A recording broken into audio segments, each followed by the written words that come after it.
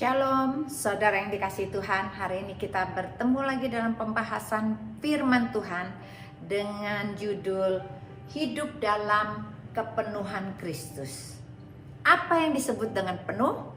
Penuh itu berarti sudah top sampai di atas dan meluap-luap. Jadi luber itu namanya dianggapnya penuh. Oleh karena itu, baik kita akan bahas satu persatu. Sebelumnya, mari saya ajak kita berdoa terlebih dahulu. Bapa dalam surga, terima kasih untuk hari ini. Masih kami dikasih kesempatan untuk mendengar firman-Mu yang adalah Engkau sendiri. Ajar kami melalui hikmat-Mu, belajar lebih lagi, mengerti tentang Engkau. Biarlah Engkau urapi setiap yang mendengarkan dan hamba-Mu yang menyampaikan. Biarlah nama Tuhan dipermuliakan. Dalam nama Yesus, haleluya. Amin. Puji Tuhan, hidup dalam kepenuhan Kristus. Mungkin engkau akan merasakan hidupmu belum fullest di dalam Kristus Yesus. Kenapa? Karena hidupmu masih mengalami berbagai-bagai pencobaan, masih sakit hati, masih bertengkar, masih punya masalah dengan suami, dengan istri, dengan anak, masih punya masalah dengan mertua, masih punya masalah dengan ipar. Kalau hidup kita masih bergesekan dengan orang-orang di sekitar kita, kiri dan kanan, berarti hidup kita belum penuh di dalam Kristus Yesus. Karena pada saat kita hidupnya penuh bersama dengan Kristus, hal-hal yang demikian tadi makin hari akan berkurang, makin hari akan tidak lagi menjadi masalah yang besar. Baik, apakah kita semuanya mau belajar lebih lagi? Hari ini Tuhan ingin berbicara kepadamu dan kepadaku supaya kita perhatikan baik-baik. Begini firman Tuhan yang kita akan baca hari ini. Kolose 2 ayat 6 dan 7 berkata begini. Kamu telah menerima Kristus Yesus Tuhan kita. Karena itu hendaklah hidupmu tetap di dalam Dia. Kita sudah terima Yesus, apakah hidup kita sudah tetap benar-benar di dalam Dia? Ayat yang ketujuh. Hendaklah kamu berakar di dalam Dia dan dibangun di atas Dia. Hendaklah kamu bertambah teguh dalam iman yang telah diajarkan kepadamu, dan hendaknya hatimu melimpah dengan syukur. Apakah kita punya hati bersyukur, atau justru kita mengeluh, dan merasa kita adalah orang yang paling malang. Kita merasa Tuhan tidak adil, kita merasa Tuhan meninggalkan kita. Padahal Tuhan bilang, biarlah hidupmu ada di dalamku dan aku di dalammu. Berarti hidup kita bersatu dengan Tuhan. Maka kita akan dapat berakar, bertambah teguh, tambah kuat, tambah besar pohon kita, tambah kuat iman kita, dan hati kita selalu meluap dengan ucapan syukur. Bagaimana mungkin engkau berkata begitu, sedangkan aku di bumi, Tuhan Yesus di surga? Tuhan katakan, engkau belum mengalami namanya kepenuhan di dalam Kristus. Engkau harus mengalami terobosan ini. Pasti bisa. Pada saat engkau mengalami terobosan, seluruh pencobaan-pencobaan yang bisa engkau lewati, itu bukan engkau lakukan dengan kekuatan dirimu sendiri, tetapi engkau ada bersama-sama dengan Tuhan. Kita lihat lagi ayatnya. Hal yang pertama yang harus kita lakukan, dan kita harus cek hati kita dulu. Hal yang pertama adalah tulus hati. Tuhan mencari orang yang tulus hatinya, yang murni hatinya. Cek apakah hati kita sudah demikian tulus untuk mengasihi Tuhan. Kasihilah Tuhan dengan segenap hatimu, dengan segenap jiwamu, dengan segenap akal budimu, dengan segenap kekuatanmu. Itu adalah modal utama, tulus hati, supaya Tuhan bisa bekerja di dalam hatimu. Kita baca ayatnya. Mazmur 97 ayat 11 berkata begini. Terang sudah terbit bagi orang benar, dan sukacita bagi orang yang tulus hatinya. Orang yang tulus hatinya selalu penuh dengan sukacita. 1 Raja-Raja 9 ayat 4 berkata begini, mengenai engkau, jika engkau hidup di hadapanku sama seperti Daud ayahmu, dengan tulus hati dan dengan benar, dan berbuat sesuai dengan segala yang kuperintahkan kepadamu, dan jika engkau tetap mengikuti segala ketetapan dan peraturanku. Berarti Tuhan ingin hidupmu dan hidupku sama seperti Daud yang tulus hatinya. Tuhan akan mengangkat engkau. Yesus Tuhan ada di dalammu. Dia yang akan mengangkat pribadimu yang tadinya engkau susah, tidak bisa berdamai dengan orang. Tuhan akan bikin hatimu jadi lemah lembut dan bisa mengampuni orang-orang yang berada di sekitarmu. Karena hambatan kita untuk kita bisa bertumbuh dalam iman adalah jikalau engkau menyimpan kebencian, engkau masih dendam, engkau masih tidak puas dengan suamimu, rasanya kurang aja. Engkau tidak puas dengan keluargamu, anak-anakmu, tidak puas dengan pekerjaanmu, engkau tidak puas dalam pelayananmu. Engkau selalu bergesekan dan berantem sama orang lain. Hati-hati, berarti ada sesuatu yang kurang dalam hatimu. Engkau belum mempunyai ketulusan di dalam hatimu, sehingga engkau tidak bisa menikmati hadirat Tuhan. Mari kita belajar lebih lanjut. Mazmur 37 ayat 37 berkata begini, perhatikanlah orang yang tulus dan lihatlah kepada orang yang jujur. Sebab pada orang yang suka damai ada masa depan. Berarti Tuhan minta orang yang tulus, orang yang jujur, hatinya tuh selalu ada damai. Damai untuk semua orang. Ingin berdamai dengan orang yang musuh pada kita, berdamai dengan suami, berdamai dengan istri, berdamai dengan anak, berdamai dengan sesama kita, saling dalam pekerjaan, dalam pelayanan. Kita ingin berdamai, bukan mencari musuh. Bisakah engkau mengikutinya? Karena dasar daripada tulus hati adalah dasar di mana tahta Tuhan bisa dibangun di dalam hatimu. Tuhan tidak bisa berdiam di dalam hati yang kotor. Tuhan hanya bisa masuk ke dalam hati kita kalau hati kita ada ketulusan untuk mengasihi Tuhan, mengasihi sesama. Maka Tuhan senang bertata dalam hati kita. Berarti kita belajar lebih lagi, membuang hal-hal yang tidak baik dari hati kita. Jikalau kita belum punya ketulusan di dalam membantu orang, di dalam merawat orang sakit, di dalam menerima orang tua kita yang sudah tua di rumah kita, tapi kita nggak tulus hati, kita masih suka ngedumel, hati-hati. Karena Yesus mungkin belum ada di hatimu. Ada rasa tidak puas dalam hatimu. Orang yang tulus hati itu selalu mengucap syukur. Senang dengan keberadaannya kapan saja. Pada saat dia masih sederhana, dia mengucap syukur. Pada saat Tuhan tambahkan berkat, dia mengucap syukur. Tuhan tambahkan lagi kepercayaan, dia mengucap syukur. Ditambahkan lagi, lebih lagi, sama seperti Daud.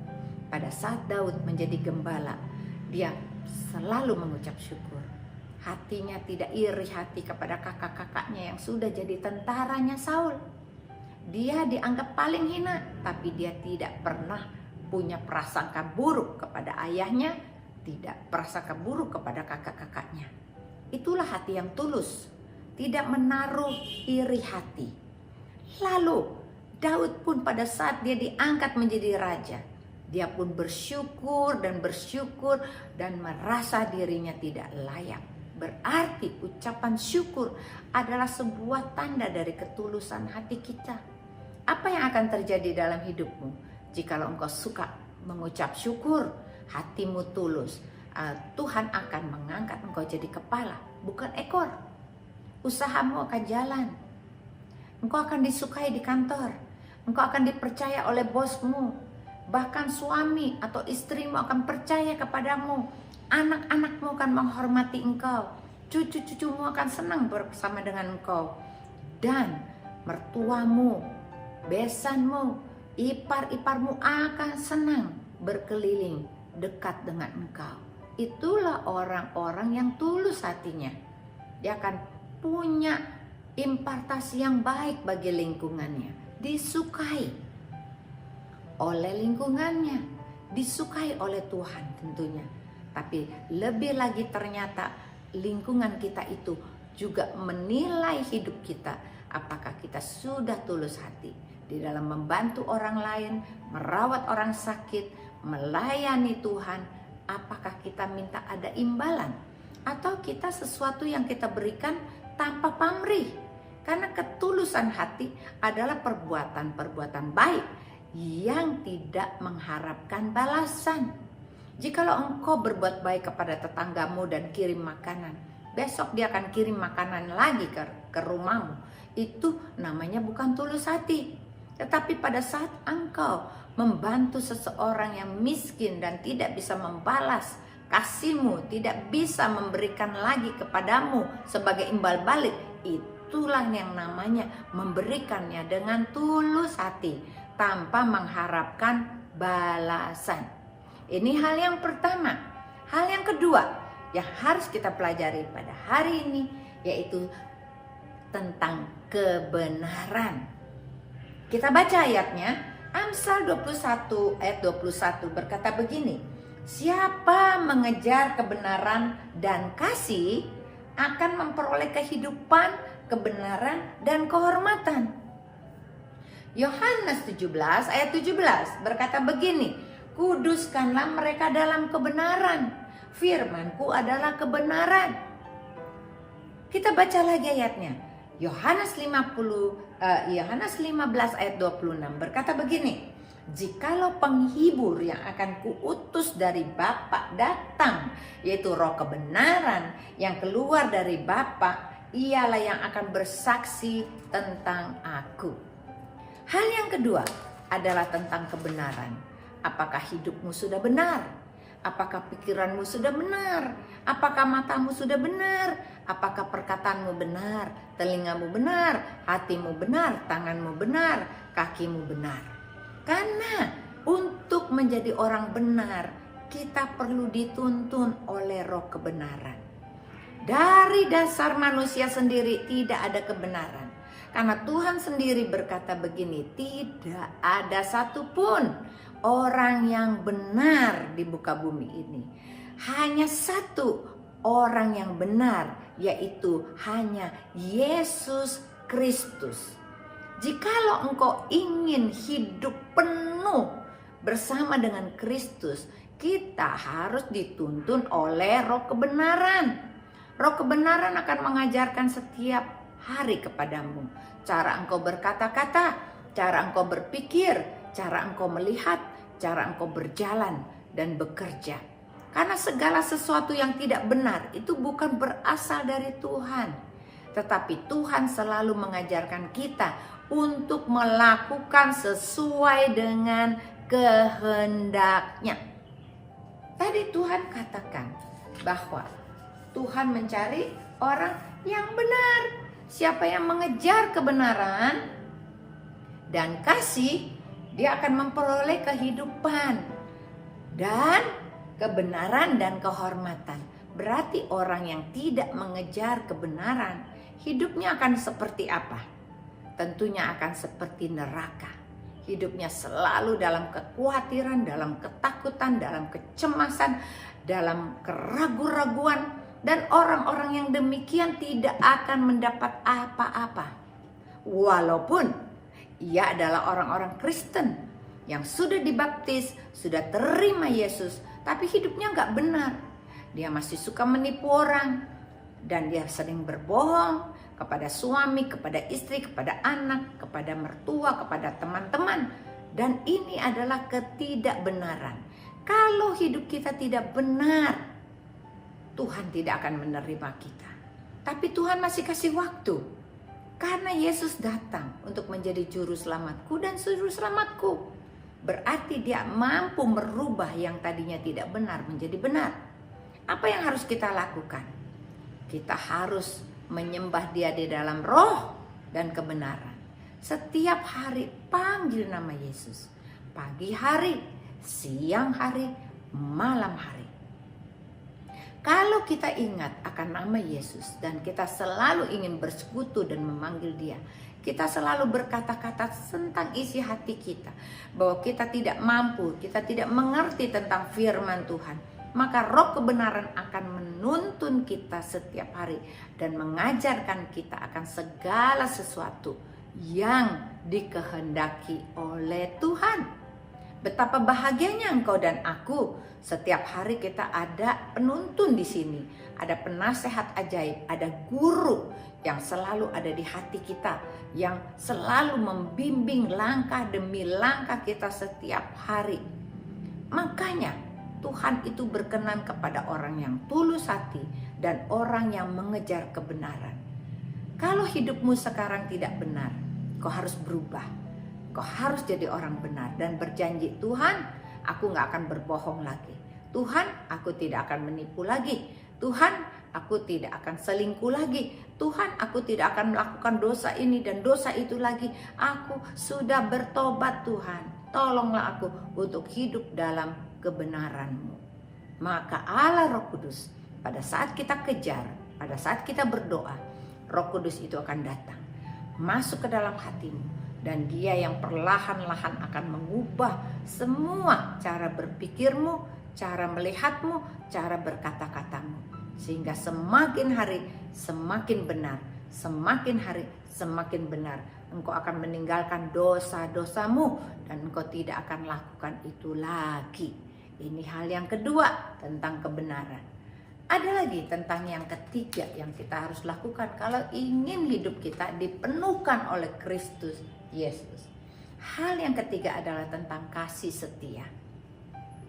Siapakah orang yang kita dapatkan di sekeliling kita yang penuh dalam kesetiaan, setia dalam perkara kecil, maka Tuhan akan mempercayakan dia perkara yang besar.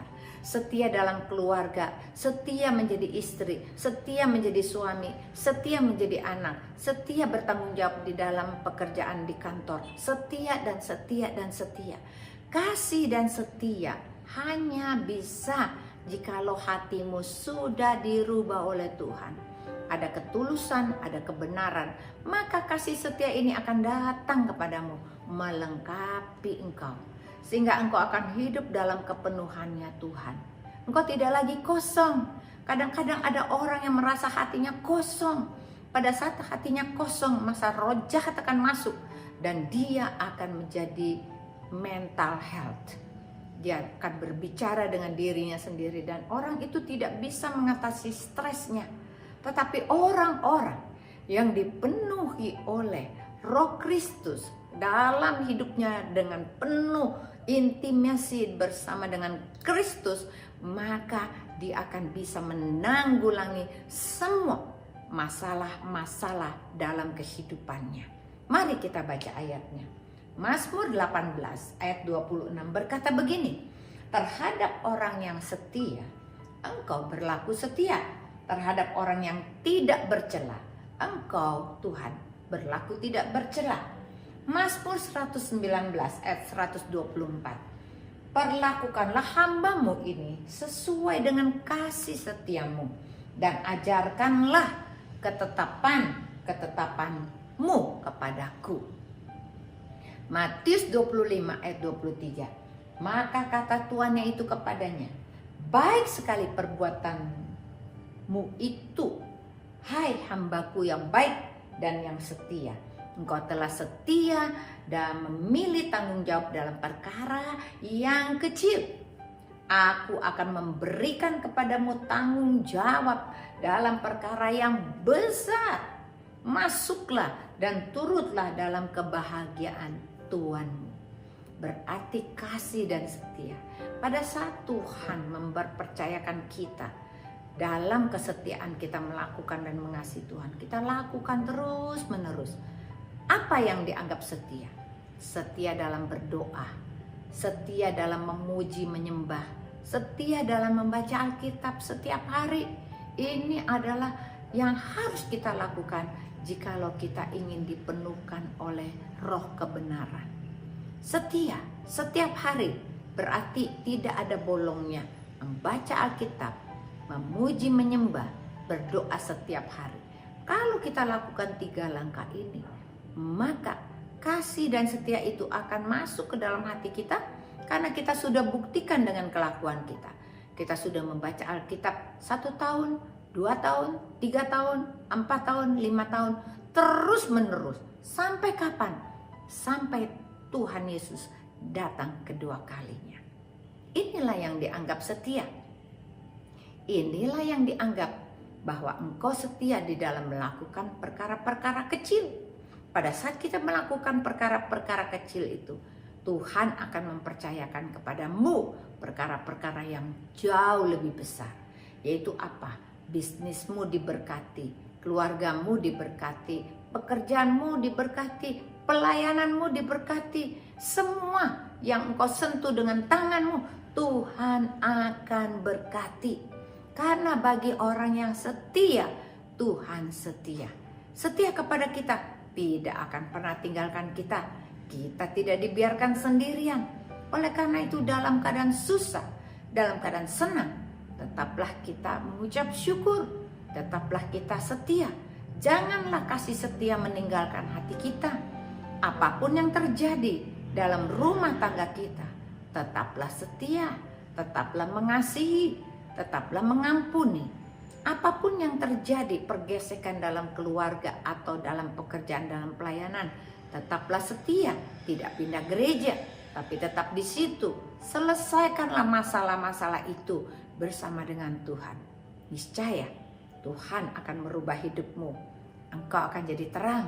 Hidup yang punya kepenuhan dalam Kristus Yesus memancarkan terang, sehingga orang-orang yang ada di sekitarmu merasakan tentang hadirat Tuhan. Engkau memancarkan Kristus. Orang yang hidupnya penuh, dipenuhi dengan Kristus, memancarkan Kristus. Demikianlah itu yang harus kita lakukan supaya hidup kita berbahagia, supaya hidup kita tidak sama lagi, supaya engkau dan aku, kita menjadi pemenang, bahkan lebih daripada pemenang. Baik, saya akan tutup dalam doa. Mari kita berdoa. Bapa, terima kasih untuk penjelasanmu tentang hidup dalam kepenuhan Kristus. Berarti kami harus punya hati yang tulus, sama seperti Daud yang Tuhan akan pakai dan menjadikan dia raja. Biarlah kami tulus hati dalam membantu orang lain tanpa pamrih, membantu, merawat suami, anak-anak, bahkan istri kami, juga bahkan lingkungan kami, orang tua kami. Kami tulus untuk membantu mereka. Berikan kami juga belajar lebih lagi tentang kebenaran. Hanya dengan melakukan kebenaran demi kebenaran, maka engkau akan lebih lagi membuat iman kami teguh, dan engkau akan membuat kami, hidup kami terhormat. Karena kehidupan, kebenaran, dan kehormatan engkau akan berikan buat kami. Ajar kami Tuhan, juga supaya kami mempunyai kasih dan setia, supaya engkau melihat pekerjaan-pekerjaan kami, maka engkau akan memberi upah buat kami. Pada saat kami setia dalam perkara kecil, engkau akan mempercayakan kepada kami perkara yang besar. Terima kasih Bapa, terima kasih Tuhan Yesus, terima kasih Roh Kudus. Dalam nama Yesus, kita semua yang sudah diberkati firman Tuhan, kita semua katakan amin. Puji nama Tuhan, Tuhan Yesus memberkati.